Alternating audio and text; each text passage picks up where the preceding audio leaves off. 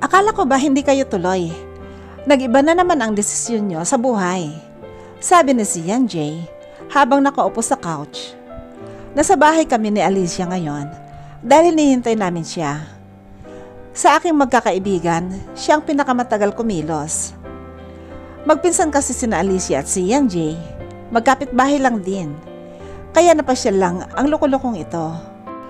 Ewan ko ba dyan kay Angelica? Bigla na lang nagbago ang isip. Janela answered, who was scrolling on her Facebook feed. Wala namang kachat. Nakita lang si Professor Vince kasama si Prof. Danilin. Pumayag na agad mag-clubbing. Gatong pa ni Cyril. Then, she sighed. Hinampas ko siya sa braso. Sinong nagsabing nagsiselos ako, ha? I just sounded defensive. Nasira ang mukha niya at napahima sa brasong hinampas ko. Sino bang nagsabi na nagsiselos ka? Ikaw lang naman ang nagsabi nun. Guilty ka lang. Aminin mo na lang kasi na nagsiselos ka nga. Hindi nga kasi ako nagsiselos. Bago pa man kami magbardagulan, ay inawat na kami ni Zian J. Itigil nyo na nga yan. Kayo talagang mga babae. Sobrang lalabo nyo. Nauumay na sabi nito at saka humiga na talaga sa couch. Ano? Sasamahan ko ba kayo? No ni JJ, girls night out lang, di ba? Dumito ka na lang. Sagot naman ni Alicia na naglalagay pa ng makeup. Baka kasi may mangyari sa inyo doon. Puro pa naman kayo babae. Oh, he's trying to be gentleman here. Pero noon pa man, gentleman na talaga itong si Zian J. Hindi lang halata, but he really cared for us. Napatawa ako ng mahina. You're the man but we got the power, Zian J. Just stay here at baka magalit pa ang girlfriend mo. Okay, fine. Bahala kayo sa buhay nyo. Oy, Alicia Clara, ba't bang tagal mo? Bilisan mo na dyan para marami tayong maani. Sabi ko sa kanya at nauna nang lumabas patungo sa sasakyan. Up until now, I am still upset about what I saw. I'm very jealous. He tried to call me but I turned off my phone so that he can contact me. Ang kapal naman niya. Bahala siya sa buhay niya. Kaya ngayon, maglalasing ako para man lang maibsan itong selos na nararamdaman ko. Kahit malaman pa niyang nagpunta ako sa bar, wala na siyang pakialam doon.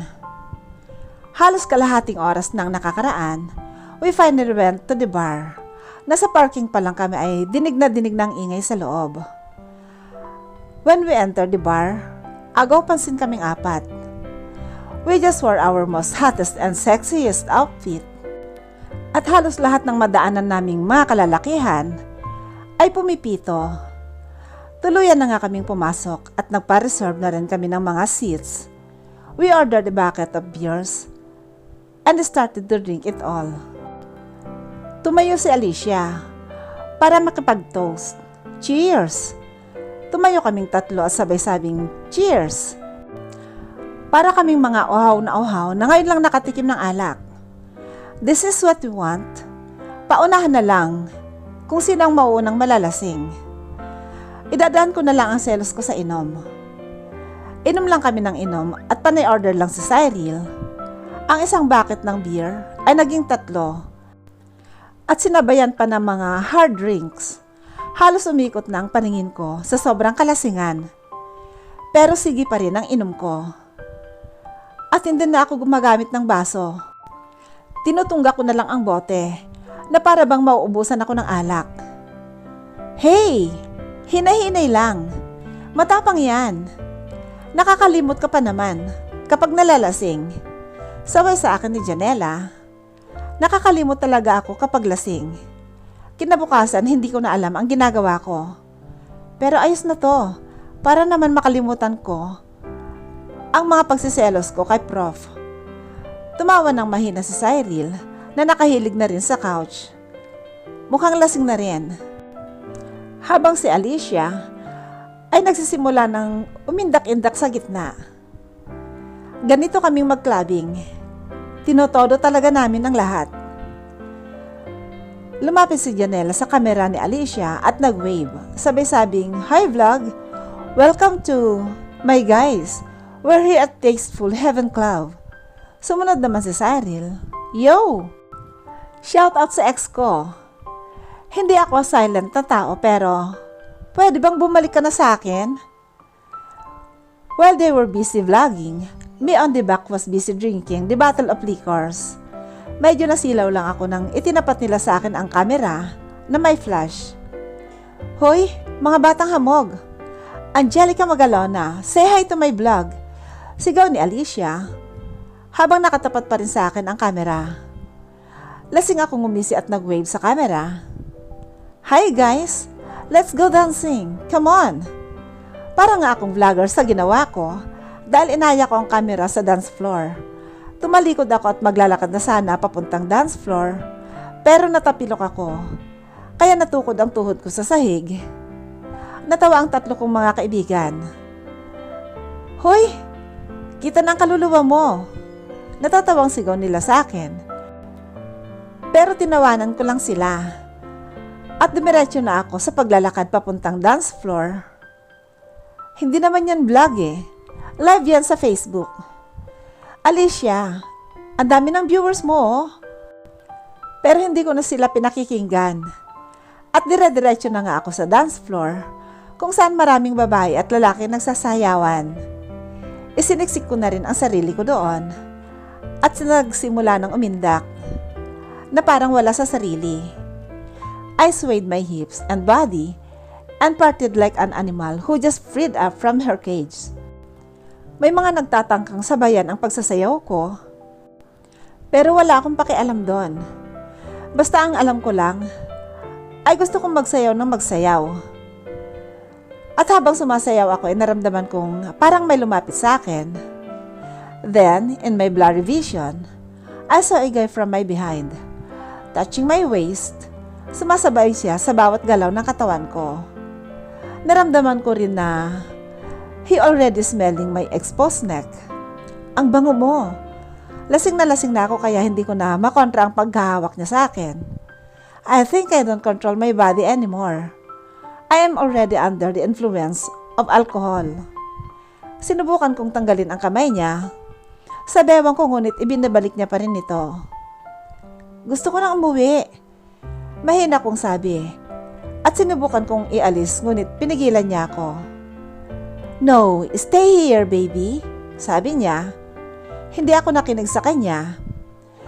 Talagang umalis ako na kahit na umiikot ng paningin ko at gumegewang-gewang na rin ang lakad ko.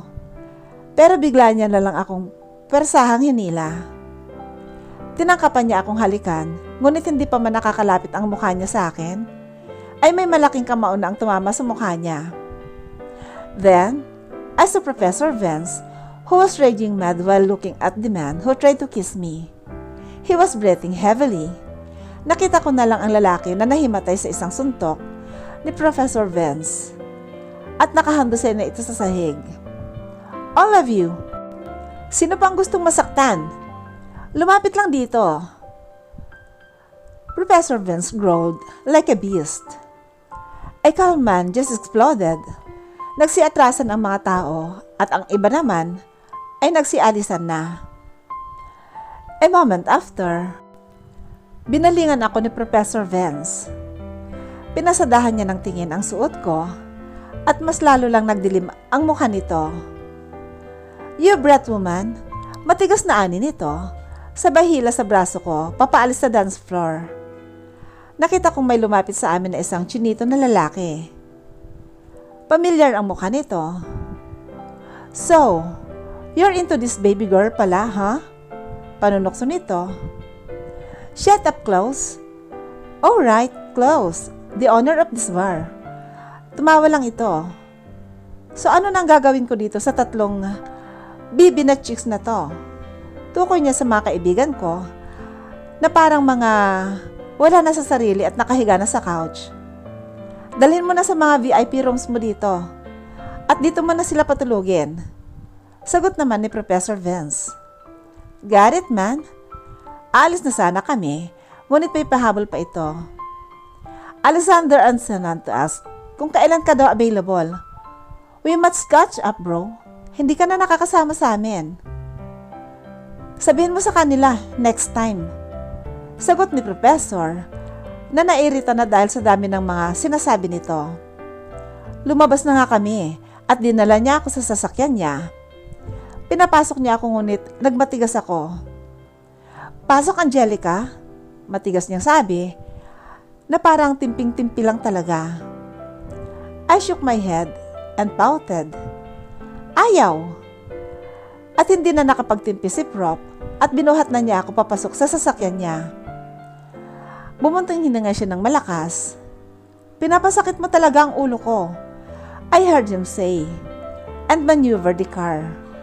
Kahit nasa sasakyan na kami, hindi pa rin siya tumigil sa kakasermon sa akin. I told you not to go that fucking bar, right? And what did you do? Ang tigas ng ulo mo. Nagpunta ka pa rin. Paano kung may nangyari sa'yo doon? Paano kung hindi ako dumating, ha? He ranted continuously. At natatawa na lang ako sa kanya. Napiko naman ito sa katatawa ko. What are you laughing at? I couldn't believe that you were able to laugh despite what happened. I can't believe you, woman. You just sounded like my father. Nagkibit balikat ako. Kung sa bagay, matanda ka na nga. Biglang tinapakan ni Professor ang preno at kung hindi lang ako naka-seatbelt, malamang nasubsob na ako sa dashboard. What the heck? Masyado kang matigas ang ulo, spoiled brat. Kung hindi ka sana nagpunta doon, ay di hindi sana ganito. I've never been stressed like this. I'm still mad at that man who touched you like that. Damn him. Huwag mo nang uulitin pa ito, Angelica. Don't be stubborn. Or else. Hindi ko alam kung anong pumasok sa akin at bigla ko na lang siyang hinalikan. Shh! You're too noisy. I can't sleep. Sabi ko, pagkatapos dumampi ang labi ko sa kanya. Halata sa mukha niya na hindi niya inaasahan yon. Nanatili siyang hindi umiimik ng ilang sandali. And when he recovered, he started the engine. Tahimik lang kami sa biyahe hanggang sa huminto ang sasakyan sa isang malaking kondominium. Lumabas siya sa sasakyan at umikot papunta sa akin. Pinagbuksan niya ako sa passenger seat at binuhat na parang isang sako ng bigas. Pumasok na kami sa elevator hanggang sa makarating kami sa condo unit niya. He typed something on the screen, a password perhaps. Then, it opened. Pagkatapos ay pabagsak niya akong ibinaba sa kama. Tingnan mo nga yung suot mo. Damn it! You're too hot. Don't wear something like this again, okay? Sabi nito habang hinuhubad ang aking heels. Kumuha siya ng wipes para tanggalin ang makeup ko kahit na halos pumikit ng mata ko. Ay malinaw pa rin sa akin ang kagandang lalaki niya. He was just too handsome. While doing that, malapit sa akin ang mukha niya, kaya nagkaroon ako ng oras para pagmasdan ng malapitan. Ang tangos ng kanyang ilong, at may kakapalan ang kanyang kilay, at ang kulay brown ng mga mata niya, ay talagang napaka-perpekto. Hanggang sa dumako sa lips niya ang aking mga mata, ang mamasa-masa niyang labi ay parang nang aakit. Therefore, I didn't take the inhibitions to kiss him. Bahagya akong bumangon para abutin ang labi niya. Napatigil siya sa pagpupunas ng mukha ko. I moved my lips and it took him a minute to respond. Maya-maya ay siya na mismo ang nagdala sa halikan namin. He cupped my face to taste my lips even more. Pumaibabaw na siya sa akin at binigyan ako ng marubtob na halik. I moaned when his kiss traveled down to my neck. Habang ang kamay niya ay naglalakbay sa kung saan-saan. At lalo akong napaungol nang humantong yon sa maliit kong babae. Professor, sige na. Ready na ako. Pagsusumamo ko, at doon sa sinabi ko ay parang natauhan si Prof. Tumayo ito at umalis sa pagkakaibabaw sa akin. Hindi pwede. Ayan na naman siya. Naiirita na ako sa katatanggi niya sa akin. I will get some clothes to change your dress, sabi niya. Saka tumalikod. At dahil iritang-irita ako sa pambibitin niya sa akin, hindi ko na napigilan ang aking bibig. Bakla! Iyon ang nasabi ko na nagpatigil sa kanya. Humarap siya sa akin habang nanggagalaiti sa galit. Nagtagis ang bagang niya at naningkit ang kilay. Bakla ka! Ulit ko. Anong sabi mo? Sabi ni Professor Vince. Habang salubong ang mga kilay. At tinitigan ako ng may mga nagbabagang mga mata. Tumaas ang kilay ko at mayabang nang umisi. Hindi ako natatakot sa kanya kahit paggamitan niya ako ng matigas niyang boses. Bakla! Bakla! Bakla! I repeated. One more word. Angelica Trinity, makakatikim ka na sa akin. Banta niya, ngunit hindi man lang ako natinag. Sobrang kapal ng mukha ko sa mga oras na to. Dahil na rin siguro sa epekto ng alak. Hindi mo magawa, no? Dahil bakla ka.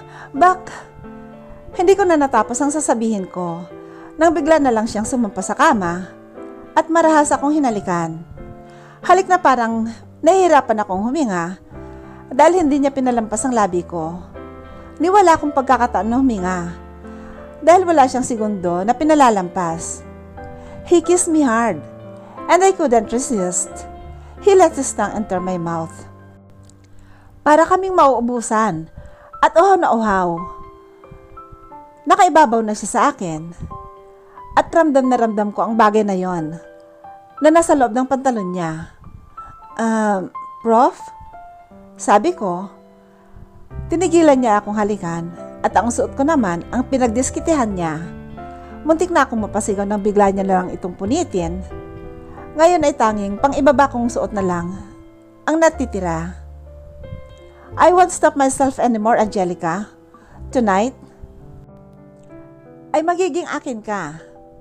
Sabi niya at marahas na hinila ang panty ko. Ngayon ay para na akong si Eva sa harapan niya. Inabot niya ang bagay na yon at minasahe. Pinigay niya ito na para bang inaakala niyang may lalabas na katas doon.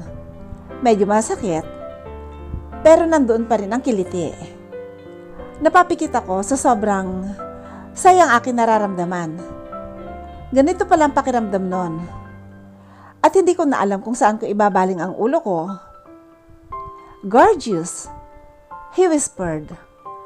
Later on, inabot niya ang dalawa kong ubas at pinaglaruan ito gamit ang kanyang dila. Inipit pa niya ito sa pagitan ng kanyang gitnang daliri at ng hintuturo. Walang tigil ang pag-ungol ko sa kakaibang sensasyon na ibinibigay ni Prof. Vince sa akin.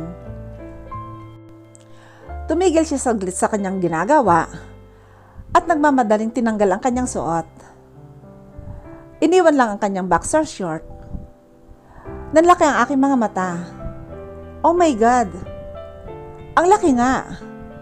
Pagkatapos niyang gawin yon, ay bumalik na naman siya sa aking hubad na katawan.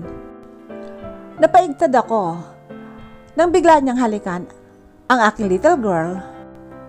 At pagkatapos nun ay kinintalan niya ng maliliit na halik ang aking tiyan. Pataas ng pataas hanggang sa aking leeg, hanggang sa maabot niya ang aking bibig. At iyon naman ang pinagdiskitahan niyang halikan. We were definitely touching our body. I could feel the tension between us through the heat coming from what we are doing. Napakapit ako sa leeg ni Professor Vince dahil para na akong mawawalan ng lakas. He's making me crazy with her touch and kisses.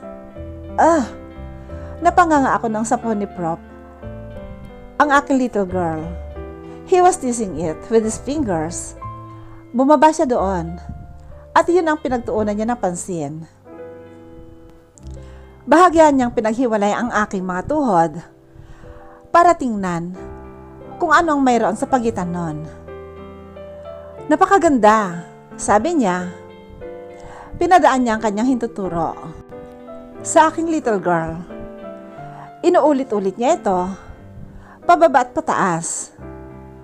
Napakapit ako ng mahigpit sa unan niya dahil parang sasabog na ako sa sobrang kiliting aking nararamdaman. There's a heat within me that wanted to explode. Mukhang nakahanda ka na. Hinawakan niya ang maliit na bagay na yon at sa kanila pirat ng bahagya. Literal na napasigaw ako dahil sa hindi ko maipaliwanag ang nararamdaman ko. At hindi siya tumigil sa kanyang ginagawa. Hindi na nga mapagpirmi ang mga paa ko.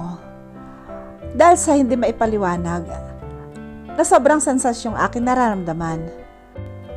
Gusto ko siyang patigilin.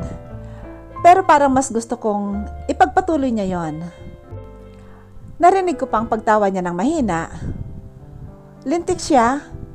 Nagawa niya pa talagang pagtawanan ako sa sitwasyon naming ito. Huwag mong ipitin, Miss Magalona. Akala ko ba gusto mo dito at ready ka na? Sabi niya na parang may nangaasar na tono. Tiningnan ko siya gamit ang namumungay ng mga mata. Stop! Hindi pa man natapos ang sasabihin ko, ay pinigilan niya ang bibig ko gamit ang isang halik. Then, he looked at me straightly in the eyes. Don't tell me to stop because I won't. Bahagyang napaigik ako nang ipasok niya ang daliri niya doon. Nasira ang mukha ko dahil parang may napunit at talagang medyo masakit. Sobrang haba naman kasi ng daliri niya. Huwag kang mag-alala. Makakatulong ito para lumuwag ng konti. Para pag pumasok na, ang mas malaki pa dyan. Sabi niya, habang dahan-dahang nag-explore ang daliri niya sa loob. At nagdadahan-dahan ito sa paglabas-pasok.